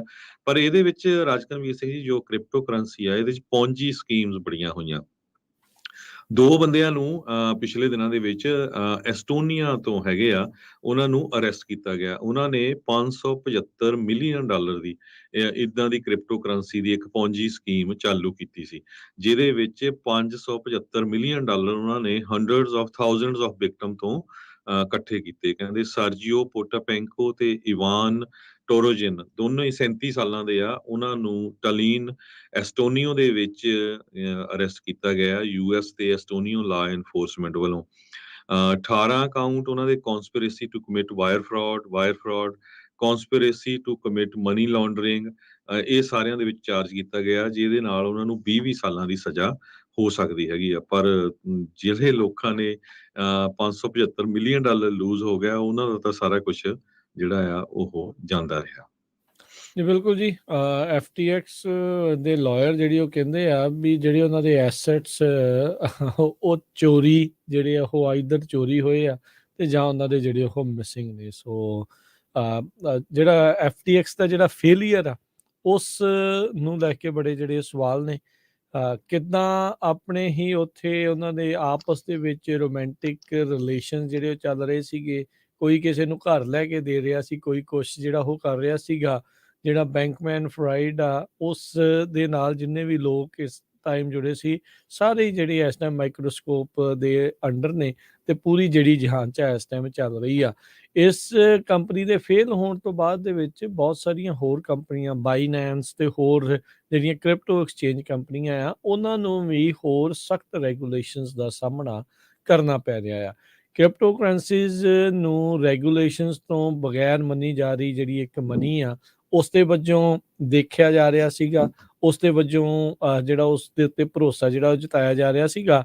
ਪਰ ਉਸ ਨੂੰ ਜਦੋਂ ਸਹੀ ਢੰਗ ਦੇ ਨਾਲ ਕੋਈ ਨਹੀਂ ਚਲਾਉਂਦਾ ਤਾਂ ਪੂਰੇ ਦੇ ਪੂਰੇ ਬਿਜ਼ਨਸ ਦੇ ਉੱਤੇ ਜਿਹੜੀ ਉਹ ਗਾਜ ਡਿੱਗ ਪੈਂਦੀ ਆ। ਸੋ ਰਾਈਟ ਨਾਓ FTX ਦੇ ਜਿਹੜੇ ਫੇਲੀਅਰ ਦੇ ਨਾਲ ਕ੍ਰਿਪਟੋ ਇੰਡਸਟਰੀ ਜਿਹੜੀ ਆ ਉਹਨੇ ਕਾਫੀ ਜਿਹੜਾ ਹੜਕੰਪ ਮਚਾਇਆ ਆ। ਪਰ ਅਜੇ ਵੀ ਜਿਹੜੇ ਲੋਕ ਬਿਟਕੋਇਨ ਜਾਂ ਕ੍ਰਿਪਟੋ ਕਰੰਸੀ 'ਚ ਯਕੀਨ ਰੱਖਦੇ ਆ, ਉਹ ਇਹ ਸੋਚਦੇ ਨੇ ਵੀ ਹਾਂ ਇੱਕ ਸੈਟਬੈਕ ਜਿਹੜਾ ਉਹ ਜ਼ਰੂਰ ਆ, ਪਰ ਆਉਣ ਵਾਲੇ ਸਮੇਂ ਦੇ ਵਿੱਚ ਇਸ ਨੇ ਪ੍ਰਵੇਲ ਕਰਨਾ ਆ। ਇਸੇ ਦਾ ਹੀ ਦਬਦਬਾ ਜਿਹੜਾ ਆ ਇਹ ਡਿਜੀਟਲ ਕਰੰਸੀ ਦਾ, ਕ੍ਰਿਪਟੋ ਕਰੰਸੀ ਦਾ ਜਿਹੜਾ ਆ ਉਹ ਕਾਇਮ ਜਿਹੜਾ ਉਹ ਰਹੂਗਾ। ਸੋ ਲੈਟਸ ਸੀ ਅੱਗੇ ਕੀ ਬਣਦਾ ਆ, ਕੌਣ ਕਿਹੜੇ ਪਾਸੇ ਵੱਲ ਨੂੰ ਜਿਹੜਾ ਉਹ ਜਾਊਗਾ, ਕਿਉਂਕਿ ਸਰਕਾਰਾਂ ਤਾਂ ਨਹੀਂ ਚਾਹੁੰਦੀਆਂ ਵੀ ਉਹਨਾਂ ਦੇ ਪੈਰਲਲ ਕੋਈ ਹੋਰ ਕਰੰਸੀ ਜਿਹੜੀ ਆ ਉਹ ਪੈਦਾ ਹੋਵੇ ਜਿਹਦੇ ਵਿੱਚ ਲੋਕ ਜ਼ਿਆਦਾ ਜਿਹੜਾ ਉਹ ਰੁਝਾਨ ਦੇਣ। ਸੋ ਉਸ ਨੂੰ ਰੈਗੂਲੇਟ ਕਰਨਾ, ਉਸ ਦੇ ਉੱਤੇ ਜਿਹੜਾ ਉਹ ਕਾਬੂ ਪਾਉਣਾ, ਉਸ ਦੇ 'ਤੇ ਜ਼ਰੂਰ ਉਹਨਾਂ ਦੀਆਂ ਲਗਾਤਾਰ ਕੋਸ਼ਿਸ਼ਾਂ ਜਿਹੜੀਆਂ ਉਹ ਰਹਿਣਗੀਆਂ। ਜੀ, ਤੇ ਜਾਂਦੇ-ਜਾਂਦੇ ਆਪਾਂ ਰਾਜਕਰਮਵੀਰ ਸਿੰਘ ਜੀ ਕਵਰ ਕੈਲੀਫੋਰਨੀਆ ਤੇ ਮੈਡੀਕੇਅਰ ਦੀ ਗੱਲਬਾਤ ਕਰਨੀ ਹੈਗੀ ਆ। ਜੀ, ਜ਼ਰੂਰ। ਜੀ, ਖਾਲਸਾ ਇੰਸ਼ੋਰੈਂਸ ਏਜੰਸੀ ਵੱਲੋਂ ਦੱਸੀ ਗਈ ਹੈ, ਸਾਡਾ ਲਾਇਸੈਂਸ ਜੋ ਖਾਲਸਾ ਇੰਸ਼ੋਰੈਂਸ ਏਜੰਸੀ ਦਾ 0F89805 ਆ। ਕਵਰ ਕੈਲੀਫੋਰਨੀਆ ਦੀਆਂ ਨਵੀਆਂ ਐਪਲੀਕੇਸ਼ਨਾਂ ਰਿਨਿਊਅਲ ਆਲਰੇਡੀ ਸ਼ੁਰੂ ਹੋ ਚੁੱਕਾ ਆ। ਜਨਵਰੀ 1 ਤੋਂ ਜੇ ਤੁਸੀਂ ਸਟਾਰਟ ਕਰਾਉਣੀ ਆ ਆਪਣੀ ਹੈਲਥ ਇੰਸ਼ੋਰੈਂਸ ਤੇ ਤੁਸੀਂ ਆਲਰੇਡੀ ਅਪਲਾਈ ਕਰ ਸਕਦੇ ਹੈਗੇ। ਬਹੁਤ ਕੁਝ ਇਸ ਵਾਰੀ ਚੇਂਜਸ ਹੈਗੀਆਂ। ਇੰਨਾ ਜ਼ਰੂਰ ਮੇਕ ਸ਼ੋਰ ਕਰੋ ਵੀ ਹਰ ਇੱਕ ਜੋ ਆਪਣੇ ਸਰੋਤੇ ਹੈਗੇ ਆ, ਜੋ ਵੀ ਸੁਣ ਰਿਹਾ, ਹਰ ਇੱਕ ਦੇ ਕੋਲ ਹੈਲਥ ਇੰਸ਼ੋਰੈਂਸ ਬਹੁਤ ਜ਼ਰੂਰੀ ਆ। ਕਿਉਂਕਿ ਪਿਛਲੇ ਪੂਰੇ ਸਾਲ ਦੇ ਦੌਰਾਨ ਮੈਂ ਦੇਖਦਾ ਰਿਹਾ, ਕਈ ਵਾਰੀ ਬੰਦੇ ਢਿੱਲ ਕਰ ਜਾਂਦੇ, ਪੇਮੈਂਟ ਨਹੀਂ ਦਿੱਤੀ, ਕੈਂਸਲ ਹੋ ਗਈ, ਤੇ ਫਿਰ ਜਦੋਂ ਹਸਪਤਾਲ ਜਾਂਦੇ ਆ ਤੇ ਪਤਾ ਲੱਗਦਾ ਇੱਕ ਦਿਨ ਦਾ ਬਿੱਲ $20,000 ਹੁੰਦਾ ਆ। ਹਾਲਾਂਕਿ ਹੈਲਥ ਇੰਸ਼ੋਰੈਂਸ ਬੜੀ ਸਸਤੀ ਪੈਂਦੀ ਹੈਗੀ ਉਸ ਹਿਸਾਬ ਦੇ ਨਾਲ। ਸੋ ਇਸ ਵਾਰੀ ਕਾਫੀ ਚੇਂਜਸ ਆਈਆਂ। ਜੇ ਤੁਸੀਂ ਕੈਲੀਫੋਰਨੀਆ 'ਚ ਕਿਤੇ ਵੀ ਰਹਿੰਦੇ ਹੈਗੇ ਆ, ਪੂਰੇ ਕੈਲੀਫੋਰਨੀਆ 'ਚ, ਤਾਂ ਤੁਸੀਂ ਖਾਲਸਾ ਇੰਸ਼ੋਰੈਂਸ ਏਜੰਸੀ ਕਾਲ ਕਰ ਸਕਦੇ ਹੋ। ਸਾਡੇ 2 ਆਫਿਸ ਹੈ, ਇੱਕ ਸੈਨੋਜ਼ੇ ਤੇ ਇੱਕ ਫ੍ਰਿਜ਼ਨੋ ਦੇ ਵਿੱਚ। ਟੈਲੀਫੋਨ ਨੰਬਰ 408-272-2500 ਤੇ ਬਹੁਤ ਵਾਰ ਤੁਹਾਨੂੰ ਆਫਿਸ ਵੀ ਨਹੀਂ ਆਉਣ ਦੀ ਜ਼ਰੂਰਤ। ਅਸੀਂ ਸਾਰੀ ਇਨਫੋਰਮੇਸ਼ਨ ਈਮੇਲ, ਫੋਨ, WhatsApp ਸਾਰਾ ਕੁਝ ਲੈ ਕੇ ਉੱਤੇ ਹੀ ਕਰ ਸਕਦੇ ਹੈਗੇ ਆ। ਜੋ ਨਵੇਂ ਰੂਲ ਇਸ ਵਾਰੀ ਥੋੜੇ ਜਿਹੇ ਹੋਏ ਹੈਗੇ ਕਵਰ ਕੈਲੀਫੋਰਨੀਆ 'ਚ, ਕੀ ਸੀ ਵੀ ਪਹਿਲਾਂ ਜੇ ਤੁਹਾਨੂੰ ਕੰਮ ਵਾਲੇ ਆਫਰ ਕਰਦੇ ਸੀ ਇੰਸ਼ੋਰੈਂਸ ਤੇ ਤੁਸੀਂ ਕਵਰ ਕੈਲੀਫੋਰਨੀਆ ਨਹੀਂ ਲੈ ਸਕਦੇ ਸੀ। ਹੁਣ ਉਹਦੇ ਵਿੱਚ ਚੇਂਜਸ ਕੀਤੀਆਂ। ਈਵਨ ਦੋ ਤੁਹਾਨੂੰ ਕੰਮ ਵਾਲੇ ਆਫਰ ਕਰਦੇ ਆ, ਪਰ ਕੀ ਹੁੰਦਾ ਵੀ ਜਿਹੜੀ ਕੰਮ ਵਾਲੀ ਇੰਸ਼ੋਰੈਂਸ ਹੁੰਦੀ ਆ ਉਹ ਤੇ ਤੁਹਾਡੇ ਰੇਟ ਤਾਂ ਸਹੀ ਹੁੰਦੇ ਆ, ਪਰ ਜਿਹੜੇ ਤੁਹਾਡੇ ਡਿਪੈਂਡੈਂਟ ਹੁੰਦੇ ਆ, ਤੁਹਾਡੇ ਵਾਈਫ ਆ, ਹਸਬੈਂਡ ਆ ਜਾਂ ਬੱਚੇ ਆ, ਉਹਨਾਂ ਦੇ ਰੇਟ ਬਹੁਤ ਹਾਈ ਹੁੰਦੇ ਸੀ। ਸੋ ਉਹਦੇ ਵਿੱਚ ਹੁਣ ਚੇਂਜ ਕੀਤੀ ਗਈ ਹੈਗੀ ਆ ਬਾਈਡਨ ਐਡਮਿਨਿਸਟ੍ਰੇਸ਼ਨ ਵੱਲੋਂ, ਪਿਛਲੇ ਅਪ੍ਰੈਲ ਮਹੀਨੇ 'ਚ ਕੀਤੀ ਸੀ ਉਹਨਾਂ ਨੇ। ਹੁਣ ਸਟਾਰਟਿੰਗ ਜਨਵਰੀ 2023 'ਚ ਜੇ ਤੁਹਾਡਾ ਪ੍ਰੀਮੀਅਮ ਜਿਹੜਾ ਹੈਲਥ ਇੰਸ਼ੋਰੈਂਸ ਦਾ ਤੁਹਾਡੀ ਸੈਲਰੀ ਤੋਂ 9.12% ਤੋਂ ਵੱਧ ਹੈਗਾ, ਫਿਰ ਤੁਸੀਂ ਜਿਹੜੀ ਆ ਕਵਰ ਕੈਲੀਫੋਰਨੀਆ ਲੈ ਸਕਦੇ ਹੈਗੇ ਆ। ਮੰਨ ਲਓ ਵੀ $1 ਲੱਖ ਤਨਖਾਹ ਆ ਤੁਹਾਡੀ ਹਸਬੈਂਡ ਵਾਈਫ ਦੀ ਮਿਲਾ ਕੇ, ਤੇ ਜੇ 9,000 ਤੋਂ ਵੱਧ ਤੁਸੀਂ ਪੇ ਕਰਦੇ ਆ, ਫਿਰ ਤੁਸੀਂ ਟਰਾਈ ਕਰ ਸਕਦੇ ਆ ਕਵਰ ਕੈਲੀਫੋਰਨੀਆ 'ਚ ਵੀ ਰੇਟ ਤੁਹਾਡੇ ਜੇ ਸਸਤੇ ਬਣਦੇ ਆ ਕਿ ਨਹੀਂ। UC ਵਰਕਰ ਦੀ ਲੇਬਰ ਸੈਂਟਰ ਵੱਲੋਂ ਇਹ ਦੱਸਿਆ ਗਿਆ ਵੀ 6.5 ਲੱਖ ਦੇ ਕਰੀਬ, 6,15,000 ਦੇ ਕਰੀਬ ਕੈਲੀਫੋਰਨੀਅਨਸ, ਜਿਨ੍ਹਾਂ ਦੇ ਵਿੱਚ ਜ਼ਿਆਦਾਤਰ ਔਰਤਾਂ ਤੇ ਬੱਚੇ ਆ, ਉਹ ਇਹਦਾ ਫਾਇਦਾ ਲੈਣਗੇ। 4 ਲੱਖ ਦੇ ਕਰੀਬ ਹੋਰ ਕਹਿੰਦੇ ਲੋਕ ਐਲੀਜੀਬਲ ਹੋਣਗੇ ਇਸ ਸਾਰੇ ਖਾਸੇ ਦੇ ਵਿੱਚ। ਸੋ ਬਹੁਤ ਕੁਝ ਚੇਂਜਸ ਹੋ ਜਾਂਦੀਆਂ। ਨਵੀਆਂ ਕੁਝ ਕੰਪਨੀਆਂ ਆਈਆਂ ਹੈਗੀਆਂ। ਕਈ ਏਰੀਏ ਦੇ ਵਿੱਚ ਜੋ ਇੰਸ਼ੋਰੈਂਸ ਕੰਪਨੀਆਂ ਉਹ ਆਊਟ ਗਈਆਂ ਜਾਂ ਉਹਨਾਂ ਦੇ ਰੇਟ ਵੱਧ ਗਏ ਹੈਗੇ ਆ। ਕਾਲ ਜ਼ਰੂਰ ਕਰ ਲਓ, ਕਿਉਂਕਿ ਜਿਨ੍ਹਾਂ ਦੇ ਰਿਨਿਊਅਲ ਹੋਣੇ ਆ 15 ਨਵੰਬਰ ਤੋਂ ਪਹਿਲਾਂ, ਕਿਉਂਕਿ ਫਿਰ 1 ਜਨਵਰੀ ਨੂੰ ਤੁਹਾਡਾ ਬਿੱਲ ਆ ਜਾਣਾ ਆ। 15 ਨਵੰਬਰ ਤੋਂ ਪਹਿਲਾਂ ਤੁਸੀਂ ਰਿਨਿਊਅਲ ਜੇ ਕੋਈ ਚੇਂਜ ਕਰਾਣੀ ਆ, ਕਾਲ ਕਰ ਲਿਓ। ਜੇ ਤੁਸੀਂ ਨਵੀਂ ਕਰਾਣੀ ਆ ਤਾਂ ਵੀ 15 ਨਵੰਬਰ ਤੋਂ ਪਹਿਲਾਂ ਕਰਾਓ, ਤਾਂ ਕਿ 15 ਦਸੰਬਰ ਤੋਂ ਪਹਿਲਾਂ, ਤਾਂ ਕਿ 1 ਜਨਵਰੀ ਨੂੰ ਸ਼ੁਰੂ ਹੋ ਜਾਏ। ਹਾਲਾਂਕਿ ਇਹ 31 ਜਨਵਰੀ ਤੱਕ ਜ਼ਰੂਰ ਚੱਲਣੀ ਹੈਗੀ ਆ। ਇਸ ਵਾਰ $850 ਦੇ ਕਰੀਬ ਫਾਈਨ ਹੈਗਾ ਪਰ ਪਰਸਨ, ਸੋ ਫਾਈਨ ਵੀ ਕਾਫੀ ਬਣਦਾ। ਇਸੇ ਤਰ੍ਹਾਂ ਮੈਡੀਕੇਅਰ ਦਾ ਬੜਾ ਕੰਪਲਿਕੇਟਡ ਇਸ਼ੂ ਆ। ਹਰ ਰੋਜ਼ ਸਾਨੂੰ ਕਾਲਸ ਆਉਂਦੀਆਂ, ਮੈਨੂੰ ਜੀ 3000 ਦਾ ਫਾਈਨ ਹੋ ਗਿਆ, 5000 ਦਾ, ਮੈਂ ਕਰਾਈ ਨਹੀਂ ਸੀ, ਮੈਨੂੰ ਕੰਮ ਤੋਂ ਮਿਲਦੀ ਸੀ, ਜਾਂ ਮੈਂ ਇੰਡੀਆ ਗਿਆ ਸੀ। ਸੋ ਇਹ ਬਹੁਤ ਜ਼ਰੂਰੀ ਆ, ਕਿਉਂਕਿ ਜਦੋਂ ਤੁਸੀਂ 65 ਸਾਲਾਂ ਦੇ ਹੁੰਦੇ ਆ ਨਾ, ਉਸ ਤੋਂ 90 ਦਿਨ ਪਹਿਲਾਂ ਤੁਹਾਨੂੰ ਸੋਸ਼ਲ ਸਿਕਿਉਰਿਟੀ ਆਫਿਸ ਵੱਲੋਂ ਚਿੱਠੀ ਆ ਜਾਂਦੀ ਆ ਵੀ ਭਾਈ ਤੁਸੀਂ Medicare part A, part B ਲੈਣਾ ਆ। ਉਹ ਤੋਂ ਬਾਅਦ ਜਿਹੜਾ ਗੈਪ ਹੁੰਦਾ ਉਹਦੇ ਵਿੱਚ ਬਹੁਤ ਕਈ ਚੀਜ਼ਾਂ, ਦਵਾਈਆਂ ਨਹੀਂ ਕਵਰ ਹੁੰਦੀਆਂ, ਤੁਸੀਂ ਪਾਰਟ C ਲੈਣਾ ਆ ਜਾਂ ਮੈਡੀਕੇਅਰ ਐਡਵਾਂਟੇਜ ਪਲਾਨ ਲੈਣੀ ਆ। ਉਹਦੇ ਬਾਰੇ ਚਾਹੇ ਤੁਸੀਂ ਅਮਰੀਕਾ 'ਚ ਕਿਤੇ ਵੀ ਰਹਿੰਦੇ ਆ ਤਾਂ ਤੁਸੀਂ ਕਾਲ ਜ਼ਰੂਰ ਕਰ ਲਿਓ, ਕਿਉਂਕਿ ਮੈਜੋਰਿਟੀ ਆਫ ਦਾ ਸਟੇਟਸ ਜਿੱਥੇ ਆਪਣੀ ਪੰਜਾਬੀ ਕਮਿਊਨਿਟੀ ਆ ਉੱਥੇ ਅਸੀਂ ਲਾਇਸੈਂਸਡ ਆ। ਪਰ ਜਿੱਥੇ ਨਹੀਂ ਵੀ ਆਉਂਗੇ ਆਪਾਂ ਤੁਹਾਨੂੰ ਸਲਾਹ ਜ਼ਰੂਰ ਦੇ ਦਾਂਗੇ, ਤੁਸੀਂ ਕਾਲ ਕਰ ਲਿਓ। 408 272 5200 ਤੇ 4082725200 ਕਿਉਂਕਿ ਜੋ 65 ਸਾਲਾਂ ਦੇ ਉੱਪਰ ਹੋ ਜਾਂਦੇ ਆ ਤੇ ਫਿਰ ਕਾਫੀ ਕੰਪਲਿਕੇਟਡ ਹੈਲਥ ਦਾ ਇਸ਼ੂ ਆ ਤੇ ਤੁਹਾਡੇ ਵਿੱਚ ਤੁਹਾਨੂੰ ਹਰ ਰੋਜ਼ 5-5 10-10 ਚਿੱਠੀਆਂ ਆਉਂਦੀਆਂ, ਬੜੀਆਂ ਕਨਫਿਊਜ਼ਿੰਗ ਹੁੰਦੀਆਂ, ਪਤਾ ਨਹੀਂ ਹੁੰਦਾ, ਪੜ੍ਹਨ ਨੂੰ ਬੜਾ ਟਾਈਮ ਲੱਗਦਾ, ਈਵਨ ਸਾਨੂੰ ਵੀ ਸਮਝਣ 'ਚ ਕਈ ਵਾਰੀ ਕਾਫੀ ਸਮਾਂ ਲੱਗ ਜਾਂਦਾ ਹੈਗਾ ਕਿਉਂਕਿ ਕੱਲੀ ਸਟੇਟ ਨਹੀਂ, ਕੱਲੀ ਕਾਉਂਟੀ 'ਚ ਕਿਤੇ ਕੋਈ ਕੰਪਨੀ ਜੋ ਬੈਟਰ ਹੈਗੀ ਆ, ਉਹਨਾਂ ਦੀ ਕਵਰੇਜ ਬੈਟਰ ਆ, ਉਹਨਾਂ ਦਾ ਡਿਡਕਟੀਬਲ ਘੱਟ ਆ, ਪ੍ਰੀਮੀਅਮ ਘੱਟ ਆ ਕਿਸੇ ਦਾ ਕਿਸੇ ਕਾਉਂਟੀ ਦੇ ਵਿੱਚ। ਸੋ ਇਹ ਕਾਫੀ ਲੰਮਾ ਚੌੜਾ ਜਿੱਦਾਂ ਸਬਜੈਕਟ ਹੈਗਾ, ਕਾਲ ਕਰਕੇ ਕਨਫਰਮ ਜ਼ਰੂਰ ਕਰ ਲਿਓ, ਆਪਾਂ ਸਲਾਹ ਜਿਹੜੀ ਹੈ ਤੁਹਾਨੂੰ ਉਹ ਬਿਲਕੁਲ ਸਹੀ ਦੇਵਾਂਗੇ। ਤੇ ਹਰ ਰੋਜ਼ ਤੁਸੀਂ ਖਾਲਸਾ ਇੰਸ਼ੋਰੈਂਸ ਏਜੰਸੀ ਦੇ ਆਫਿਸ 408 272 2500 ਤੇ ਕਾਲ ਕਰਕੇ ਮੇਰੇ ਨਾਲ ਹਰਜੋਤ ਸਿੰਘ ਖਾਲਸਾ ਨਾਲ ਗੱਲ ਕਰ ਸਕਦੇ ਆ, ਜਾਂ ਸਾਡੇ ਜਿਹੜੇ ਹੈਲਥ ਇੰਸ਼ੋਰੈਂਸ ਦੇ ਡਿਪਾਰਟਮੈਂਟ ਦੇ ਮੈਨੇਜਰ ਆ ਕਿਰਨਪ੍ਰੀਤ ਕੌਰ, ਉਹਨਾਂ ਦੇ ਨਾਲ ਗੱਲਬਾਤ ਕਰ ਸਕਦੇ ਆ ਜੀ। ਸੋ ਨੰਬਰ ਇਹਨਾਂ ਦਾ ਹੈ 408 272 2500 4082722500। ਇਨਕਮ ਦੇ ਵਿੱਚ ਵਾਧਾ ਘਾਟਾ ਹੋਇਆ ਆ, ਕੁਛ ਹੋਇਆ ਆ, ਨਵਾਂ ਬੇਬੀ ਆ, ਕੋਈ ਮੂਵ ਹੋਇਆ ਆ ਤੁਹਾਡੇ ਨਾਲ, ਕੋਈ ਇੱਥੋਂ ਮੂਵ ਕਰਕੇ ਚਲਾ ਗਿਆ ਆ, ਪਰਿਵਾਰ ਦੇ ਜੀਆਂ 'ਚ ਵਾਧਾ ਘਾਟਾ ਕੋਈ ਵੀ ਹੋਇਆ ਆ, ਉਸ ਚੀਜ਼ ਨੂੰ ਜਿਹੜਾ ਉਹ ਦੱਸਣਾ ਤੇ ਉਹ ਜਿਹੜਾ ਉਹ ਕਰਨਾ ਹੈ ਬਹੁਤ ਜਿਹੜਾ ਅਹਿਮ ਆ। ਤੇ ਫਿਰ ਅਦਰਵਾਈਜ਼ ਬਾਅਦ ਦੇ ਵਿੱਚ ਫਿਰ ਜਿੱਦਾਂ ਹਰਜੋਤ ਜੀ ਨੇ ਦੱਸਿਆ ਵੀ ਫਾਈਨ ਦੇਖੋ ਕਿੰਨੇ $800 $850 ਤੱਕ ਜਿਹੜਾ ਆ ਪਰ ਇੰਡੀਵਿਜੂਅਲ ਜਿਹੜਾ ਉਹ ਫਾਈਨ ਹੋ ਸਕਦਾ ਆ। ਸੋ ਉਸ ਚੀਜ਼ ਦਾ ਜਿਹੜਾ ਉਹ ਬਚਾਅ ਰੱਖੋ। ਤੇ ਸਭ ਨੂੰ ਪਤਾ ਹੈ ਜਦੋਂ ਟੈਕਸ ਭਰਦੇ ਆ, ਜੇ ਬਾਈ ਚਾਂਸ ਥੋੜੀ ਗੜਬੜ ਹੋ ਜਾਏ ਤੇ ਬਾਅਦ ਦੇ ਵਿੱਚ ਅਮੈਂਡਮੈਂਟਸ ਭਰਦੇ ਫਿਰ ਉਹ ਹੋਰ ਉੱਤੇ ਤੁਹਾਨੂੰ ਇੰਟਰਸਟ ਫਿਰ ਦੇਣਾ ਪੈਂਦਾ, ਹੋਰ ਕਈ ਕੁਛ ਜਿਹੜੇ ਰੌਲੇ ਰੱਪੇ ਪੈਂਦੇ ਆ। ਤੇ ਨਾਲੇ ਅੱਜ ਦੇ ਜ਼ਮਾਨੇ ਦੇ ਵਿੱਚ ਹੈਲਥ ਇੰਸ਼ੋਰੈਂਸ ਹੋਣਾ ਤਾਂ ਜ਼ਰੂਰੀ ਹੋਈ ਜ਼ਰੂਰੀ ਆ। ਸੋ ਪ੍ਰੋਬਲਮ ਅਦਰਵਾਈਜ਼ ਬਹੁਤ ਆਉਂਦੀਆਂ ਆ। ਸੋ ਹੈਲਥ ਇੰਸ਼ੋਰੈਂਸ ਜਿਹੜੀ ਉਹ ਤੁਹਾਡੀ ਕੋਲ ਹੋਵੇ ਤਾਂ ਉਹ ਬੈਟਰ ਆ। ਤੇ ਇਨਕਮ ਬੇਸਡ ਜਿਹੜੀ ਉਹ ਤੁਹਾਡੀ ਹੈਗੀ ਆ, ਸੋ ਉਸ ਦੇ ਲਈ ਪ੍ਰਤੀ ਜਿਹੜੀ ਤੁਸੀਂ ਜਿਹੜੀ ਉਹ ਸਲਾਹ ਜ਼ਰੂਰ ਲਓ। 408 272 2500 ਤੇ ਇਹਨਾਂ ਦੇ ਨਾਲ ਕਰ ਲਓ। ਈਵਨ ਜਿਹੜੇ ਸੈਲਫ ਇੰਪਲੋਇਡ ਆ ਉਹਨਾਂ ਦੇ ਕੋਲ ਕੀ ਆਪਸ਼ਨਸ ਆ, ਸਮਾਲ ਕੰਪਨੀਜ਼ ਵਾਲੇ ਆ ਉਹਨਾਂ ਦੇ ਕੋਲ ਕੀ ਆ। ਤੇ ਹੁਣ ਜਿੱਦਾਂ ਹਰਜੋਤ ਜੀ ਨੇ ਇਹ ਚੀਜ਼ ਜਿਹੜੀ ਦੱਸੀ ਹੈ ਵੀ ਚੇਂਜ ਇਹ ਵੱਡਾ ਆ ਵੀ ਤੁਹਾਨੂੰ ਚਾਹੇ ਜੇ ਕੰਮ ਤੋਂ ਮਿਲ ਵੀ ਰਹੀ ਆ, ਪਰ ਜੇ ਤੁਹਾਡੀ ਤਨਖਾਹ ਦਾ 9% ਸਮਥਿੰਗ ਦੇ ਵੱਧ ਤੁਹਾਡਾ ਪ੍ਰੀਮੀਅਮ ਬਣਦਾ ਆ ਤਾਂ ਫਿਰ ਤੁਸੀਂ ਕਵਰ ਕੈਲੀਫੋਰਨੀਆ ਦੇ ਤਹਿਤ ਇੰਸ਼ੋਰੈਂਸ ਜਿਹੜੀ ਆ ਉਹ ਪਤਾ ਕਰ ਸਕਦੇ ਆ। ਲੈਣੀ ਨਹੀਂ ਲੈਣੀ ਤੁਹਾਡੀ ਮਰਜ਼ੀ ਆ, ਪਰ ਪਤਾ ਜਿਹੜਾ ਉਹ ਤੁਸੀਂ ਜ਼ਰੂਰ ਕਰ ਲਿਓ, ਸਲਾਹ ਜਿਹੜੀ ਉਹ ਜ਼ਰੂਰ ਲੈ ਲਿਓ। 408 272 2500 ਤੇ ਕਾਲ ਕਰਕੇ। ਤੇ ਹਰਜੋਤ ਸਿੰਘ ਜੀ ਲੈਣੇ ਆ ਜੀ ਹੁਣ ਆਪਾਂ ਇਜਾਜ਼ਤ। ਬਹੁਤ ਬਹੁਤ ਧੰਨਵਾਦ ਜੀ ਤੁਹਾਡਾ। ਤੇ ਅਗਲੀ ਸਤਿ ਸ਼੍ਰੀ ਅਕਾਲ ਸਾਰੇ ਸਰੋਤਿਆਂ ਨੂੰ, ਤੇ ਸੁਣਦੇ ਰਹੋ ਪੰਜਾਬੀ ਰੇਡੀਓ USA।